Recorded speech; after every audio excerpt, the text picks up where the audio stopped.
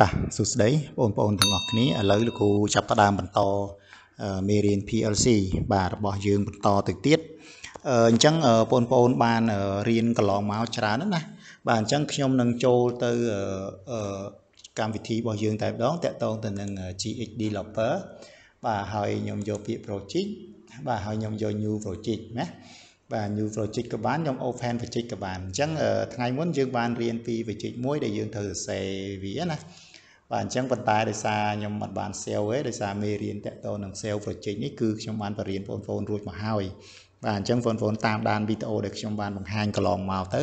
បាទអញ្ចឹងខ្ញុំយក new project ណាបាទ new project ដើម្បីគ្នាយើងទាំងអស់បានសិក្សារំលឹកឡើងវិញបាទអញ្ចឹងខ្ញុំយកពី OK បាទអញ្ចឹងនៅក្នុងនេះគឺខ្ញុំនឹងវាយសរសេរ program មួយចំនួនបាទហើយបង្ហាញបងប្អូនណាបាទអញ្ចឹងខ្ញុំនឹងបង្ហាញតកតងនឹងការប្រើប្រាស់ LD អញ្ចឹងពីមុនខ្ញុំប្រាប់បងប្អូនហើយថាដើម្បីវាយពី ជើងចំហខ្ញុំត្រូវយកម៉ៅមក select លើវាហើយណាបាទ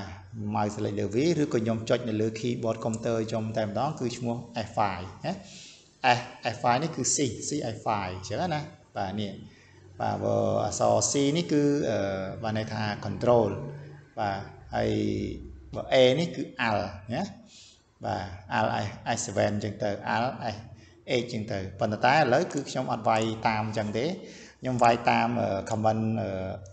LD បាទប្រភេទ interaction ណាបាទអញ្ចឹងខ្ញុំចូលបន្តចូលតែម្ដងគឺខ្ញុំវាយពាក្យ LD នៅលើ keyboard computer របស់ខ្ញុំហ្នឹងវាយពាក្យ LD ហើយខ្ញុំ space ដក clear ណាបាទបន្ទាប់មកគឺខ្ញុំវាយពាក្យ X0 ណាហើយខ្ញុំ enter អូខេខ្ញុំចេញពាក្យជើងចំហមួយហើយបន្ទាប់មកខ្ញុំវាយ output វាយអក្សរ O U T ណាខ្ញុំ space បានន័យថាដក clear ហើយខ្ញុំវាយ Y0 បាទហើយខ្ញុំ enter ឃើញទេទៅហើយតបមកខ្ញុំចងសេរីជាមួយវាកន្លែងនេះឧទាហរណ៍ថាខ្ញុំចងសេរីហើយខ្ញុំវាយជ្រុលអញ្ចឹងណាប៉ុន្តែខ្ញុំចងសេរីអញ្ចឹងបើសិនបើយើងឧទាហរណ៍ថាបើសិនខ្ញុំវាយជើងនេះជើងចំហហើយកន្លែងនេះវាយជើងជាប់ដោយយើងមិនទាន់បានវាយជើង output ទេអញ្ចឹងយើងអាចវាយតតែម្ដងអញ្ចឹងខ្ញុំឧទាហរណ៍ថាខ្ញុំវាយពាក្យ LD X0 តមកខ្ញុំវាយពាក្យ A N I X 1ចេះវាទៅណាបន្ទាប់មកខ្ញុំ output Y0 អញ្ចឹងណាខ្ញុំវាយលើ key computer តែម្ដងណាវាចេញអញ្ចឹងបាទអញ្ចឹងបន្ទាប់មកគឺខ្ញុំខ្នែងវាបាទខ្នែងយកជើង Y0 នេះធ្វើខ្នែងបាទអញ្ចឹងយើងធ្វើមកយើបាទអញ្ចឹងខ្ញុំវាយបាទខ្ញុំវាយពី OR បាទ OR Y0 ណាខ្ញុំវាយនៅលើ keyboard computer ខ្ញុំតែម្ដងបន្ទាប់មកខ្ញុំ enter ឃើញទេវាទៅតែម្ដងបាទអញ្ចឹងវាមានភាពងាយស្រួលនៅពេលដែលយើងចាំវាចងចាំវាគឺយើងវាយនៅលើ key យកតែម្ដងបាទយើងអត់ចាំបាច់យកម៉ៅយើងទៅ select លើវាផងវាយ key ផងឯណាយើងវាយលើ key សុទ្ធតែម្ដងបាទហ្នឹងនេះគឺជាបច្ចេកមួយដែលខ្ញុំបានបង្កើតមួយសម្រាប់ឲ្យបងប្អូនបានឃើញអញ្ចឹងណាបាទបន្តមកខ្ញុំនឹងបង្ហាញមេរៀនមួយដែលខ្ញុំត្រូវបន្តមេរៀនបង្ហាញឲ្យបងប្អូនដឹងបាទនេះគឺជាការវាយ LD ហើយនឹង LDI ណាបាទអញ្ចឹងខ្ញុំវាយពាក្យ LD មិញគឺបងប្អូនចេះណាវាយពាក្យ LD ចេះចេះបើ LDI ចេះចេះបាទអញ្ចឹង LDI ឬក៏ពាក្យមួយទៀតគឺអាវនេះក៏រៀនហើយដែរមិញបាទអញ្ចឹងយើងបាទអញ្ចឹងខ្ញុំវាយនេះគឺខ្ញុំវាយពាក្យនេះបាទគឺនៅក្នុងនេះគឺគេហៅថាពាក្យ LDI បាទ LDI អញ្ចឹងខ្ញុំនឹងវាយពាក្យ LDI ឲ្យបងប្អូនមើលណាបាទតើតើនឹង LDI បាទអញ្ចឹងខ្ញុំចូលទៅវិញមកកន្លែងនេះគឺខ្ញុំវាយពាក្យដូចជា LDI ណាខ្ញុំវាយពាក្យ X0 ទៅហើយខ្ញុំ enter ឃើញទេអញ្ចឹងវាចេញជើងជាប់មកបាទជើងជាប់ហើយអញ្ចឹងដូចខ្ញុំវាយពាក្យមិញ LDI អញ្ចឹងខ្ញុំវាយពាក្យ N បាទ ANI ណាបានន័យថាហើយបន្ទាប់មកខ្ញុំវាយពាក្យ X ឧទាហរណ៍ថាខ្ញុំវាយពាក្យ X1 ណាឃើញទេបាទក៏វាជើងជាប់ដែរអញ្ចឹងជើងជាប់គឺវាមានអីគេបាទអញ្ចឹងឧទាហរណ៍ថាកន្លែងនេះខ្ញុំវាយពាក្យ LDI ហ្នឹងមែនទេបាទបាទហើយកន្លែងនេះគឺខ្ញុំវាយពាក្យ nវិញបាទខ្ញុំវាយពាក្យ a n d អញ្ចឹងណាបាទតោះខ្ញុំវាយពាក្យ x មួយបាទខ្ញុំ enter ទៅឃើញទេចេញជើងចំហដូចគ្នាបាទអញ្ចឹងត្រឡប់មកវិញ LD ពាក្យថា LD LDI ហ្នឹងយើងចូលទៅមើលមេរៀនយើងមកនេះបាទ LD គឺវាជាប់វាចេញពីបន្ទាត់ logic នេះបាទន័យថា LD នេះគឺload បាទន័យថាជា initial logic បាទ operation context បាទន័យថាគឺជាជើង logic មួយដែលវាចាប់ផ្ដើមចេញពីបន្ទាត់នេះទៅបាទចេញពីបន្ទាត់ហ្នឹងគឺវាយពាក្យប្រើពាក្យ LD បាទហើយបើ LDI ចេញពីបន្ទាត់ហ្នឹងទៅគេវាយពាក្យ LDI អញ្ចឹងណាបាទដូចខ្ញុំវាយឲ្យបងប្អូនមើលមកអញ្ចឹងកន្លែងនេះខ្ញុំវាយពាក្យ LD ហើយអានេះគឺខ្ញុំវាយពាក្យ LDI ហើយបើអានេះវិញគឺខ្ញុំវាយពាក្យ AND អានេះខ្ញុំវាយពាក្យ ANI បាទអញ្ចឹងខ្ញុំចូលទៅមើលមេរៀនបាទអញ្ចឹងមេរៀនរបស់ខ្ញុំដែលបង្ហាញបងប្អូននេះគឺបាទនៅធម្មតាចេះបាទនេះនៅកន្លែងនេះបាទនេះអញ្ចឹងអានេះ LD បាទអានេះLDI បាទអញ្ចឹងបន្តមកទៀតមកនេះនៅខាងក្រោមណាបាទនៅក្រោមទៀតនេះបាទនៅកន្លែងនេះបាទជាអញ្ចឹងបើសិនបើយើងសេរីវាគឺយើងប្រើពាក្យ n ណាបាទ n អញ្ចឹងសេរីចេញអញ្ចឹងបាទហើយដល់ពេលបើសិនបើយើងសេរីដែរតែសេរីវាចេញជាជើងជាប់គឺយើងវាយពាក្យ ANI បាទន័យថាពាក្យវាគឺ n inverse បាទអញ្ចឹងយើងចូលទៅមើលនៅក្នុងនេះមកនេះឃើញទេកន្លែងនេះគឺយើងប្រើពាក្យ n ហើយកន្លែងនេះគឺយើងប្រើពាក្យ ANI បាទន័យថា NI អញ្ចឹងណាបាទនេះគឺការសរសេរបាទការសរសេរយើងត្រូវធ្វើបែបហ្នឹងបាទអញ្ចឹងខ្ញុំសរសេរឧទាហរណ៍ខ្ញុំអោទៅ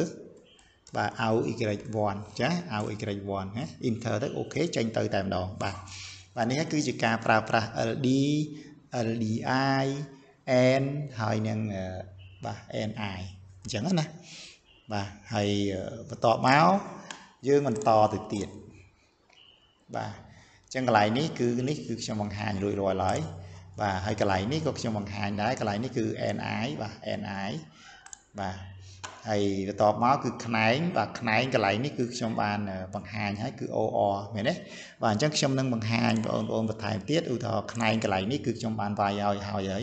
បាទន័យថាវាយពី OR មែនទេបាទអញ្ចឹងឥឡូវខ្ញុំធ្វើខ្នែងជាប់វិញអញ្ចឹងឧទាហរណ៍ខ្ញុំខ្នែងកន្លែងនេះប៉ុន្តែខ្ញុំខ្នែងជាប់អញ្ចឹងខ្ញុំវាយពីអីគេបាទអញ្ចឹងគឺORI ណាបាទអញ្ចឹងយើងចូលទៅមើលមេរៀនរបស់យើងទៅនេះណា ORI អញ្ចឹងវាចេញគឺនេះ parallel connection បាទ NC នេះបាទផ្នែក NC អញ្ចឹងយើងចូលមកវិញមកខ្ញុំវាយពី ORI ហើយអញ្ចឹងខ្ញុំដក clear ទៅហើយខ្ញុំយកជើងណាមកផ្នែកមួយវាបាទអញ្ចឹងឧទាហរណ៍ថាខ្ញុំយកជើង y0 មកផ្នែកអញ្ចឹងខ្ញុំវាយពី y1 បាទ y1 បាទ y1 ខ្ញុំ enter ទៅឃើញទេ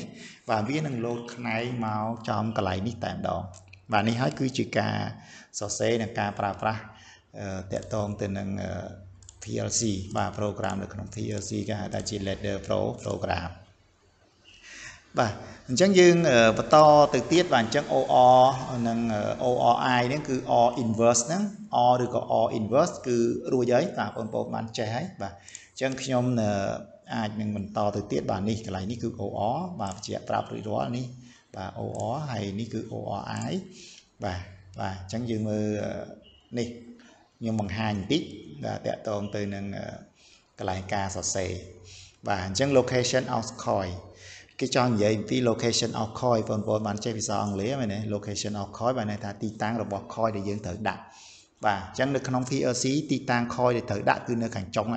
បាទអត់អាចដាក់នៅខាងដើមនេះបានទេបាទហើយនៅពេលដែលយើងសរសេរទៅវាយទៅគឺវារត់ទៅខាងចុង automatic ដោយខ្លួនឯងអញ្ចឹងណាបាទយើងដាក់នេះគេទេគេថា contact cannot be located on the right side of coil បាទអញ្ចឹងគឺនៅក្នុងនេះគេថាជើងកុងតាក់នេះគឺអត់អាចវាយវានៅផ្នែកខាងស្ដាំបានទេបាទអញ្ចឹងខាងស្ដាំគឺដាក់បានតែ coil ទេអញ្ចឹងណាអញ្ចឹងយើងចូលទៅមើល program របស់យើងមកឃើញទេនេះអញ្ចឹង coil គឺយើងដាក់បានតែខាងស្ដាំទេហើយចំពោះ contact របស់វាគឺយើងដាក់នៅខាងឆ្វេងវាបានបាទនេះគឺខ្ញុំបង្ហាញបញ្ជាក់ប្រាប់បន្តិចនៅក្នុងហ្នឹងបាទតែប៉ុណ្្នឹងទេបាទអញ្ចឹងគឺការវាយការប្រើប្រាស់ key សរសេរ យើងគឺរួចរាល់អស់ហើយបាទអត់មានអីទៀតទេបាទអត់មានអីត្រូវបង្ហាញទេដោយសារអីបាទនេះគឺយើងវាយជើងចំហក៏បានបាទនេះក៏ទៅ output ក៏យើងបានសរសេរអស់ហើយបាទអញ្ចឹងនេះគឺជារបៀបនៃការសរសេរទៅលើកម្មវិធីរបស់វានៅលើ keyboard តែម្ដងបាទបន្តិចទៀតគឺខ្ញុំនឹងបង្ហាញបងប្អូនបន្ថែមទៀតបញ្ជាក់អំពីការលុបការ add ថែមអីផ្សេងនៅលើហ្នឹងប៉ុន្តែបាទនៅក្នុងនេះគឺខ្ញុំបង្ហាញវីដេអូតែប៉ុណ្្នឹងសិនទេបាទរយៈពេល10នាទីជាងហើយអញ្ចឹងខ្ញុំបង្ហាញជាវីដេអូគឺអត់ច្រើនទេបាទខ្ញុំបង្ហាញវីដេអូខ្លីៗតិចឯអត់ច្រើនដល់ទៅកន្លះម៉ោងដល់ទៅ1ម៉ោងឬក៏2ម៉ោងទេបាទអញ្ចឹងខ្ញុំបង្ហាញខ្លីបាទវាងាយនឹងអាប់ឡូតហើយក៏បងប្អូនតាមនៅក្នុងចំណុចសំខាន់កន្លឹះនៅក្នុងវីដេអូខ្លីៗនឹងផងដែរបាទអញ្ចឹងខ្ញុំstop តែប៉ុណ្្នឹងសិនណាបាទ